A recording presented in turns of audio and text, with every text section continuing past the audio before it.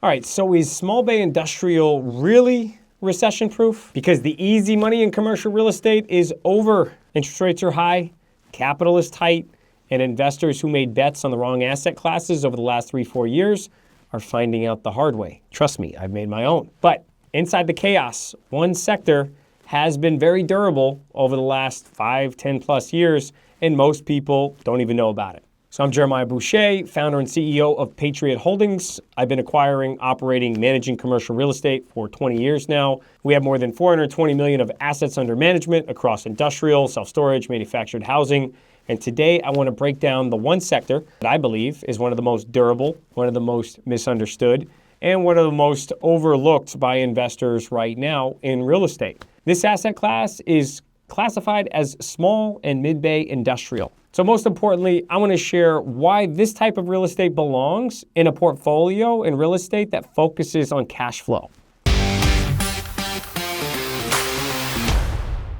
All right, so most investors hear industrial real estate and they picture one thing. They'll picture big box warehouses, the kind that Amazon, FedEx, these massive tenants near airports, they're national tenants, big leases, and yes, that is industrial. So these traditional massive warehouse buildings, that is only a slice of the industry. And what the industrial press or the industrial market doesn't talk about is some of the smaller, unique spaces that we call small bay or mid-bay industrial, which is a completely different sector, and it operates quite differently than some of the national logistics, e-commerce, big manufacturer giants. I mean, what we're talking about with mid-bay is 10 to 25,000 square feet, regional distribution centers, specialty manufacturers, growing businesses, and then you have small bay industrial, which is under 15,000 square feet. You're getting last mile e-commerce, you're getting contractors, service companies, and there's so many variations of types of companies that occupy these spaces. So these buildings, they serve different tenants. They carry completely different risk profiles,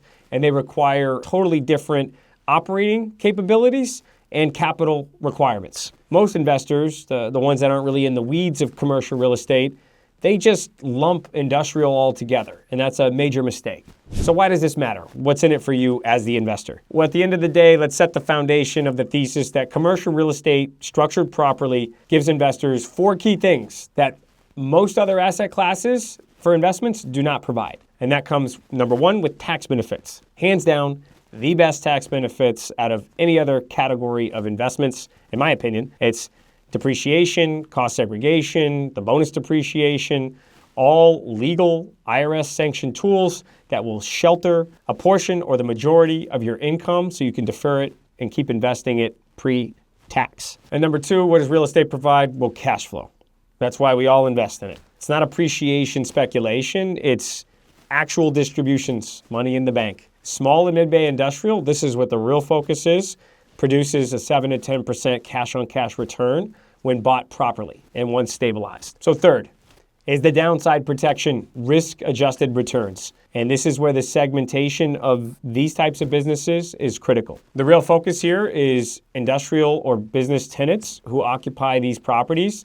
They're going to be essential businesses, plumbers, specialty fabricators, last mile operators, small light manufacturing. These are businesses that don't go away even when the economy gets decimated. They're embedded in the economy. Everyone needs someone to work on their heating or cooling, their landscaping, their roof in their house. This ultimately protects the downside on these assets because we have diversified streams of income, multiple tenants at a property. And the fourth benefit we all look for in real estate is long-term growth, which is a hedge against inflation. A real, tangible, productive asset in a location that is going to continue to go up in value due to everything else inflating.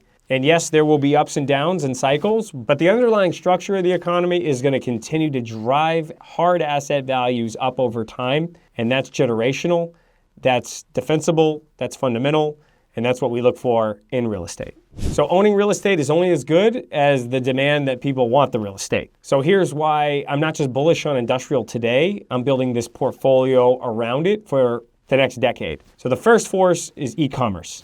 It's still expanding. Everyone thinks the story is over. It by far is not. Last mile fulfillment, the final leg of the delivery in a regional hub to your door to make sure you get that product the second you click that button as fast as possible in your hands. That requires small, well-located industrial spaces that are close to you. You can't bypass moving the atoms around and the time it takes to actually ship something to get to you. So geographically, it's critical in these markets to have these small and mid-bay spaces to get you your products on time. Force number 2 is automation is no longer for the big players. So AI, robotics, that was only talked about with Fortune 500 manufacturers like Tesla or Boston Dynamics. But now we're seeing robotics coming into smaller workforces. So today, a 10-person fabrication shop can run on automated equipment, and that equipment needs space, but it doesn't need hundreds of thousands of square feet of space. Just clean, functional, accessible space, less than 10 to 20,000 square feet, now is able to be 10 times more productive than a larger space. And why pay that rent as a small manufacturer when you don't need that space due to new robotics efficiency? So force number 3, domestic manufacturing is coming home. Yes, we're building things in the US again. Reshoring isn't just a talking point anymore. It's happening now. It's a real capital allocation decision across thousands of companies or tens of thousands of companies where it makes more sense to actually manufacture here in the United States than it does in China or in Mexico or in Korea. And with tariffs and with the cost of energy and with the logistics needs of getting products quicker to a market, and having a skilled workforce where the workforce is affordable, these things are happening in the United States. And for a company to retool and manufacture, that means they need space. This is a great sign for industrial real estate. And yes, this may affect some of the larger companies before smaller companies, but these larger companies have supply needs. So they're going to need regional partners that are doing light manufacturing, are having some of the key parts or supplies that are going to be distributed or shipped over to the warehouse. And this ultimately drives more demand to the small and mid-sized space because of these giants coming back and manufacturing here in the US. So what I love about these 3 forces is they're not correlated to interest rate cycles or to GDP fluctuations. These are structural changes in the way that the economy is shifting, and that creates that durable demand that will continue to drive the need for small and mid-bay industrial in the decade to come. All right, so when talking about industrial real estate, is it recession-proof? Well, the risk profile is different. And here's the argument I make to every sophisticated investor that asks me to defend the industrial thesis. Let's take a large bay facility. You might have 1, maybe 2 tenants. There's 1 lease event. You get 1 credit decision, 1 renewal negotiation. And then if that tenant leaves, 100% or the majority of your income goes to 0. Now you have a massive building that's specialized for that particular tenant. It's going to take at least 12, probably 24 months to release that property and generate income. And that doesn't account for all of the capital that needed to be reserved or reinvested in the property to ensure the next user is going to want it. Now let's see the flip side, where you have a smaller mid-bay industrial park where there's 40 tenants across 10 different industries that occupy the business park. 1 tenant leaves. So that income drops by 2.5%. You release it in as little as 30 days, up to 90 days to get the new tenant in there because there's more businesses looking for that size of space in that market versus a tenant that needs 100,000 or 200,000 square feet. So comparing the two, there's pros and cons, but now the portfolio isn't event-driven. It's distributed across the demand that the actual tenants need. This isn't just a preference for the investor. This is a fundamental different risk profile on the asset classes, even though they're all bundled into industrial. So there's real consequences. When markets change, you have a big warehouse, the capital requirement is huge to hold that asset. It may be very valuable, but if it's generating no income, you can lose that asset unless you have more capital come in. On the other side, small tenants, they can come and go. Those businesses are not as strong. They're not as durable as a Fortune 500 company, but they provide that margin of safety, buying in the right market that has a lot of tenants looking for that space, the ability to refill that up and be able to get that income producing even when the economy turns.